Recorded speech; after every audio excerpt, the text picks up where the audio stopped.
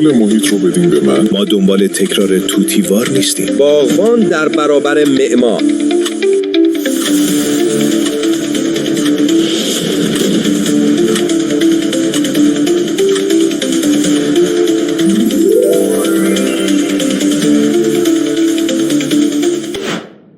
Good evening, everyone.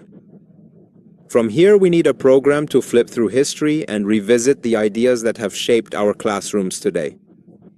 Tonight, we're going to get right to the heart of it. One of the greatest crossroads in education. A simple question whose answer can turn a child's world upside down. As teachers or parents, what role do we play in front of a student? Are we like architects, building the desired behavior brick by brick? Or are we like gardeners, just preparing the soil so that a seed can find its own path to growth? In other words, tonight's discussion is about control versus freedom. Should we engineer behavior with precise tools, or should we allow the child's inner world to blossom? To clarify this discussion, we have summoned two legends from the past. From beautiful Switzerland, a man who dedicated his entire life like a detective to pursuing and uncovering the strange and mysterious world of children's minds, the great discoverer of developmental stages, the philosopher of children, Mr. Jean Piaget. And in contrast to him, from the heart of America, a man who believed that our inner world is a box. It is a black box that cannot be studied, and science should only deal with observable things. The great architect of human behavior, the father of radical behaviorism, Mr. B.F. Skinner.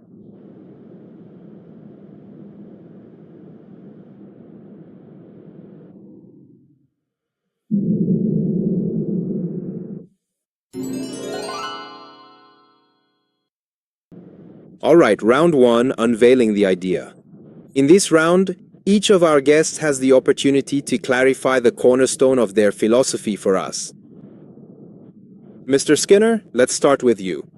You are known as the engineer of behavior. What does this impressive-sounding title mean? What? Please explain it for a teacher who has to go to work tomorrow morning, to a classroom with 30 students. Explain it in simple terms. Break this down in simple terms. Of course, engineering means precision, it means prediction, and it means control. My philosophy is also based on this. Look, we psychologists have spent years of our time on vague and immeasurable things like the mind, being, intrinsic motivation, and innate talent. I ask, which one of these can be seen under a microscope or measured with a ruler? None of them. Science must work with objective data. The only objective thing is behavior. What the student does, what they say, the homework they write. These are observable and countable. The main rule is also very simple. Any behavior that has a good result will be repeated. This is called positive reinforcement. A student who solves a math problem and you say, "Well done," or give them a star, the likelihood that they will solve another problem increases. It's that simple. The teacher's job is to design a learning environment where desirable behaviors, studying, discipline, participation, are systematically and immediately reinforced. We're not here to guess. We're here to build. Give me control of the environment. I'll give you the ideal student. Direct, clear, and without pretense. Like a precise set of instructions. So, in your view, a teacher is kind of like a factory manager who has to produce a specific output. All right, Mr. Piaget, I feel like you have some issues with this engineered, factory-like perspective. Instead of gears and black boxes, you talked about the growth of a plant and the inner world.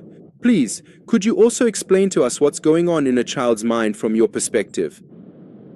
Exactly. I don't see a machine. I see a living being, a little curious scientist. Mr. Skinner locked the box and threw away the key. But I have spent my whole life trying to find the key to this box, and what I found inside wasn't chaos, but an astonishing order. A child is not a blank slate or an empty vessel for us to fill with information. They actively construct knowledge themselves. A child's mind uses mental files or folders called schemas to understand the world. For example, a child has a schema for a doggy, a four-legged furry creature that barks. Excuse me, Mr. Piaget. This is really interesting. So, what happens if this child sees a cat for the first time? It's also four-legged and furry. Your question. Great. Here, Two things can happen. First, the child tries to fit this new creature into the previous folder and calls it doggy. We call this assimilation. But when they notice the differences, like the meowing sound, their mind experiences a kind of imbalance. Here, they're forced to change their mental structure, either by editing the doggy folder, defining a four-legged furry creature that barks, or by creating a new folder called kitty. We call this important process accommodation. All of our deep learning comes from this process of accommodation. A teacher's job isn't to fill a child's mind with ready-made information, but to provide experiences and challenges that lead the child to these constructive imbalances so they can build and refine their own schemas. We're not after rote repetition like parrots. We're after true understanding. And this understanding wells up from within the child themselves. We're just gardeners who create the conditions for this growth. That was excellent. The gardener versus the architect. All right, we've heard the initial discussions. Now it's time to step into the arena and challenge these ideas a bit. Round 2, the battle of ideas.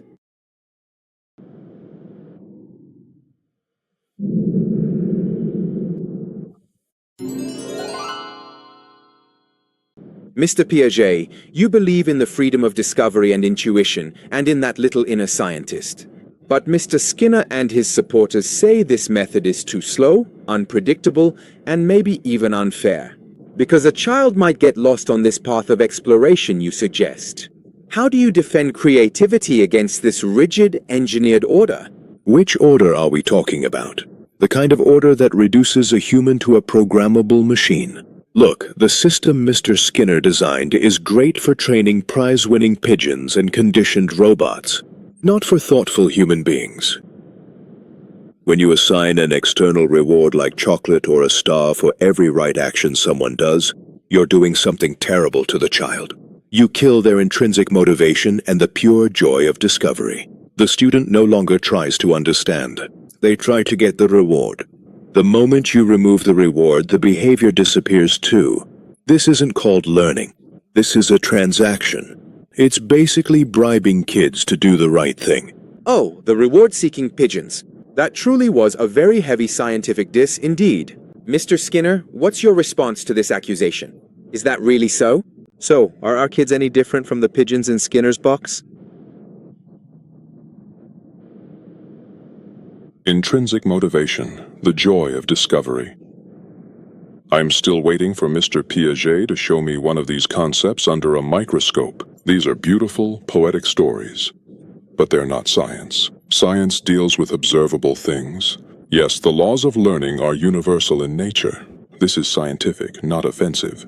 The law that makes a pigeon peck at a button is the same law that makes a student do their homework. We don't escape from these laws. We use them. You say we should wait until the child is ready. Well, in the real world, we simply don't have that much precious time to spare. While you're patiently waiting for your brilliant little scientist to painstakingly discover fire all on their very own, my exceptionally diligent student, by carefully using scheduled and consistent reinforcements, has successfully built a robust and functional brick kiln. Your system leaves the child alone with their own mental errors. My system pushes them step by step toward complex and successful behavior. Which one is more humane? Abandoning or guiding? Guiding or controlling. Your philosophy doesn't distinguish between raising a child and training a lab rat. You don't look inside that black box because you're afraid you might find a human being with free will in there, something that can't be controlled with rewards and punishments. Tell me, how does creativity form? How can a child say a sentence they've never heard before and have never been reinforced for? How can they draw a picture that no one has ever drawn before? Your system has no answer for these? Because these things well up from within, from mental structures whose existence you deny. Oh wow, lab rat. This one was really heavy, Mr. Piaget. Mr. Skinner, you even went further and wrote a book called Walden 2, in which you describe a complete society. An ideal city designed based on these very reinforcements and behavioral engineering. An ideal city or just a colorful prison? A society where love, art, sacrifice and choice are nothing but illusions injected into people by social engineers. A society of happy, soulless people. This is the ultimate view you have of humanity. A conditioned being who thinks he's free just because he's gotten used to the bars of his cage. A desolate prison? Mr. Piaget, you always talk about freedom. What exact kind of freedom are you truly referring to? Freedom to fail? To be poor? The freedom to be poor? The freedom to be envious? Yes, in Walden 2, no one feels envy. Because the environment is designed in such a way that one person's success doesn't mean another's failure. There is no war there, no poverty, no crime. Because instead of blaming people, we've created an environment that doesn't reinforce destructive behaviors. You call this a prison? I call it true freedom. Freedom from the pointless sufferings that your philosophy and those like you have imposed on humanity. And let me ask you a question from your science. You've divided the whole world into a few rigid and fixed stages based on your observations of your 3 children in Genoa. You've divided it into a few rigid and fixed stages, as if a child in Africa is no different from a child in Switzerland. My science is based on thousands of controlled experiments on thousands of samples. Your science is based on your personal diary. Now you tell me which one is trustworthy, which one is truly science.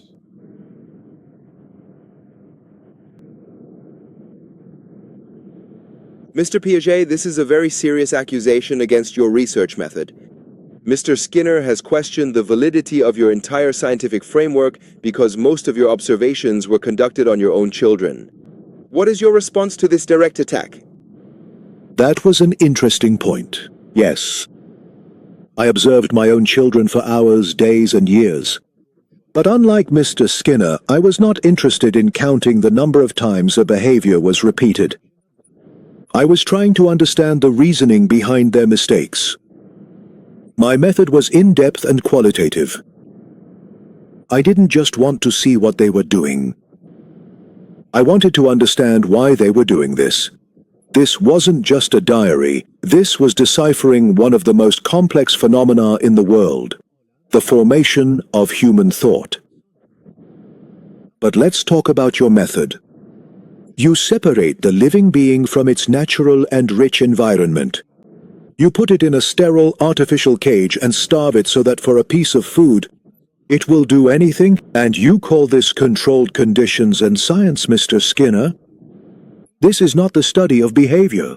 This is the study of behavior under captivity.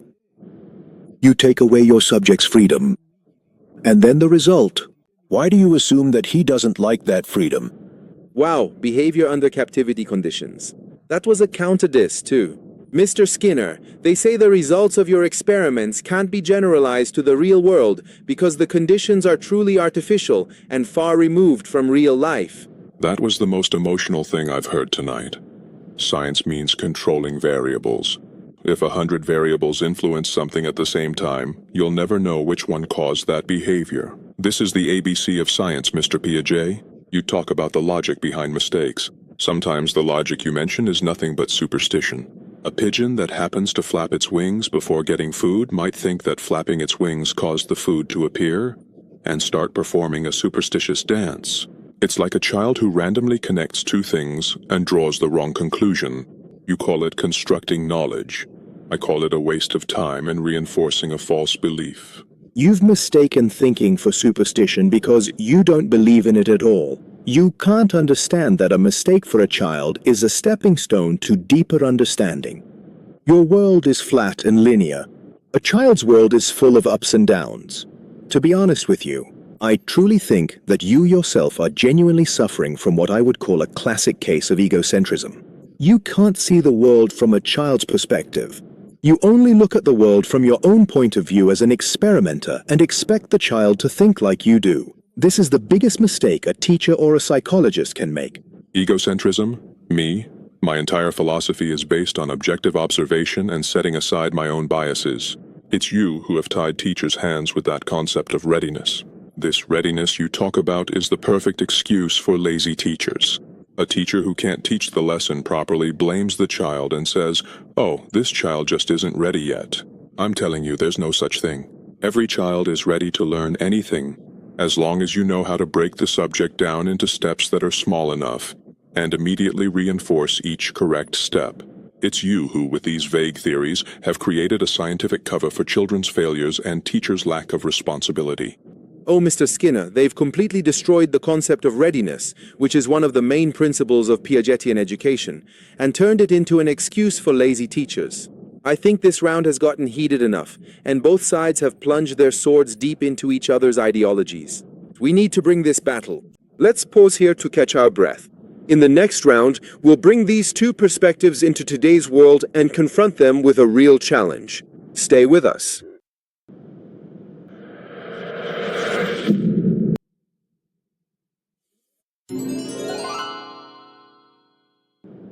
Tonight's challenge is every classroom's nightmare, the number one enemy of concentration, the lovable monster in kids' pockets, the mobile phone.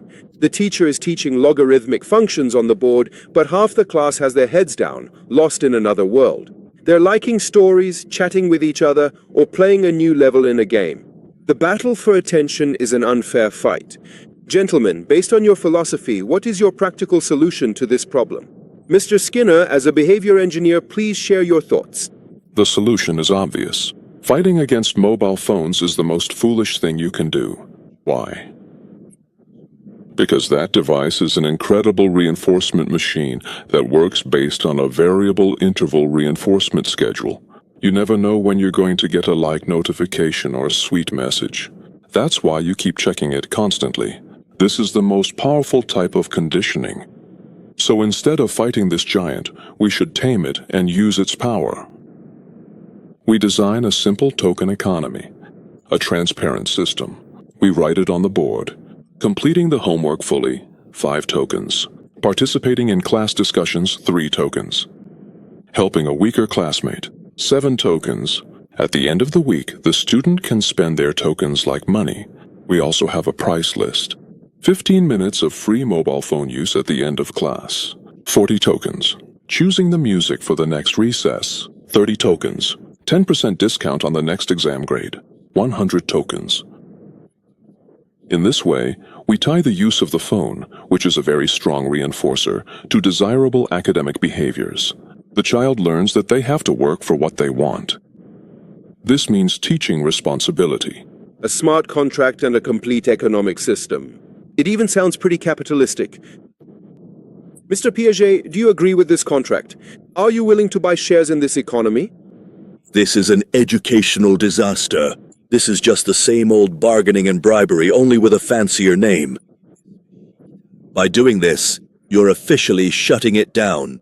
Kids, you might say that studying is a truly boring and incredibly exhausting task, but if you diligently endure it, your ultimate reward is that absolutely fascinating and expansive world inside your phone. You are effectively destroying the inherent value of genuine learning and, in doing so, transforming it into a mere compulsory task, solely for the purpose of acquiring some external, often superficial, reward. This particular perspective profoundly hollows the student out from deep within. The truly main question isn't simply how to effectively control phone usage. The real, underlying question that needs to be addressed is, why is the ubiquitous phone undeniably more appealing and engaging to these young kids than your meticulously prepared and presented classroom environment? Because it gives them a sense of independence, creativity, and instant interaction. Exactly the things that traditional classrooms have taken away from them. So instead of offering the phone as a reward, we should make our classrooms as engaging as a mobile app. All right then, what's your alternative solution? How can we make the classroom more engaging? We use the phone itself as a tool for exploration. Instead of saying, "Put your phones away," we say, "All right, kids, take out your phones." Imagine asking them, for history class, to use artificial intelligence to create an imaginary interview with Shah Abbas Safavi and record it as a podcast. For geometry class, they could use their phone cameras to go out into the schoolyard and find different angles and geometric shapes. They take photos of them and create a conceptual collage. For science class, they film the stages of a plant's growth and make a short documentary. We use the kids' favorite tools for active learning and knowledge creation. We target the root cause, not just the superficial behavior. Turning a threat into an opportunity. It's a very creative idea. Mr. Skinner, what do you think about this classroom full of chaos and exploration? This practical scenario is really beautiful. A truly beautiful poem. Now let's imagine the teacher wants to implement your poetic scenario with 30 unruly students in a 45-minute class. The result would be complete chaos. 10 of them are actually working. 10 are secretly playing games and the other 10 are filming each other and laughing. So what happens in the end? How do you plan to measure learning? Some of them have truly learned the concept of an obtuse angle, while others have just taken a nice picture. Your system has no precise assessment criteria. And what about the child who doesn't need all this freedom and just needs a clear set of instructions? He learns better when things are simple and clear. What happens then? You leave him in this exploratory chaos so he feels defeated and incompetent. My method is the same for everyone. It's transparent and measurable. Your method is vague, uncontrollable, and only works for a handful of special kids. That's pure injustice. My method is the same for everyone. It's transparent and measurable. Your method is vague, uncontrollable, and only works for a handful of special kids. That's pure injustice. Mr. Piaget, that's a serious accusation. Mr. Skinner says that your method actually leads to educational injustice because it ignores the children who need structure. Is the freedom you talk about really suitable for all children? He's confusing the concept of freedom with just leaving kids to fend for themselves. In my method, the teacher is not just an observer, but rather a professional facilitator. An architect, not of the child's behavior, but of the learning environment. These exploratory activities I talk about are not aimless or random. The teacher carefully designs them to guide children toward the key concepts of the lesson. This is structured freedom, not chaos. But if we want to talk about real injustice, injustice is that we bring all children into the world intelligent, creative, and curious, and then put them in a school that forces them to think the same way, to act the same way and take the same tests. Real injustice is forcing all children to go through a fixed and boring path, while each of them could reach the peak of understanding through a different and exciting way. To put it simply, Mr. Skinner's system produces obedient and compliant employees. My system produces creative entrepreneurs and problem solvers. Entrepreneurs who still don't know the multiplication table because they've been busy exploring. Well, gentlemen, I think we've reached a fundamental crossroads that can't be resolved by further discussion. A full-blown confrontation between two worldviews. And this is where the choice becomes difficult for the teacher who has to go to class tomorrow morning. On one hand, we have Mr. Skinner's path, a transparent, pragmatic system based on controlling the environment, a method that says, define the desired behavior and reward it. Give it! Simple, direct, and measurable. On the other hand, we have Piaget's approach, a creative method, a process-oriented approach based on trusting the child's curiosity. An approach that says, instead of controlling behavior, make learning so engaging that even a mobile phone pales in comparison. Now you have to choose behavior management or meaning management, token contracts or exploratory projects. It's up to you. Do you want to bargain with this monster in kids' pockets or tame it and put it to your own use? It's a tough decision, and maybe there isn't even a right answer.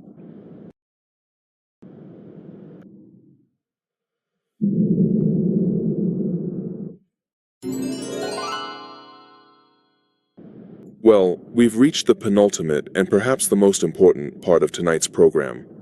A message to teachers. At this point, there's no room left for debate or argument.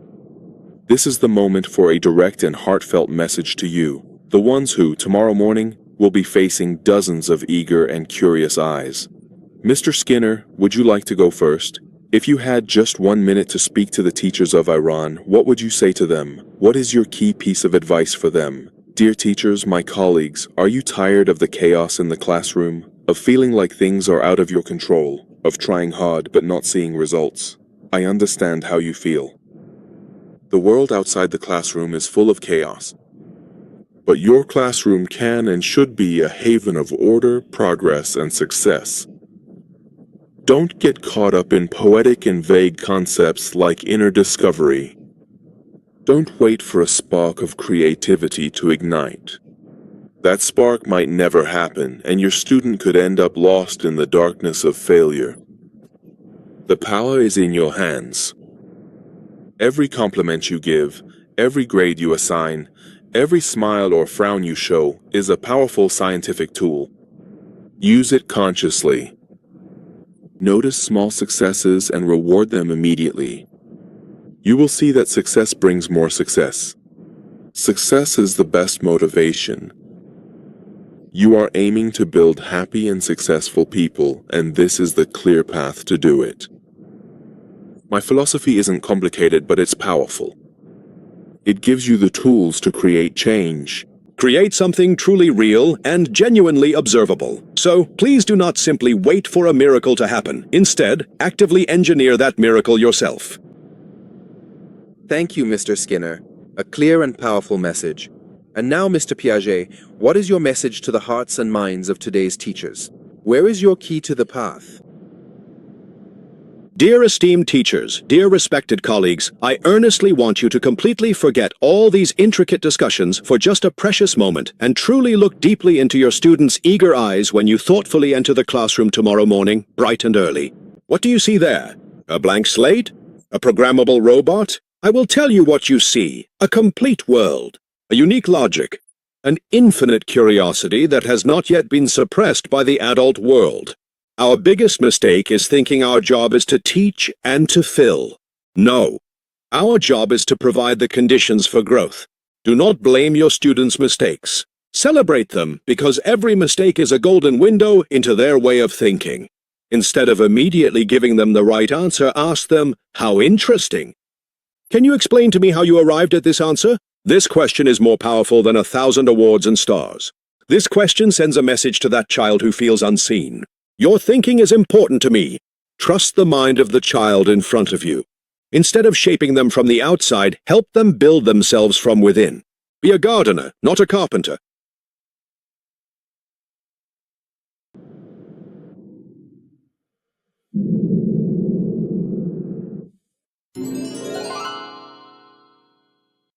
Tonight we witnessed a real struggle.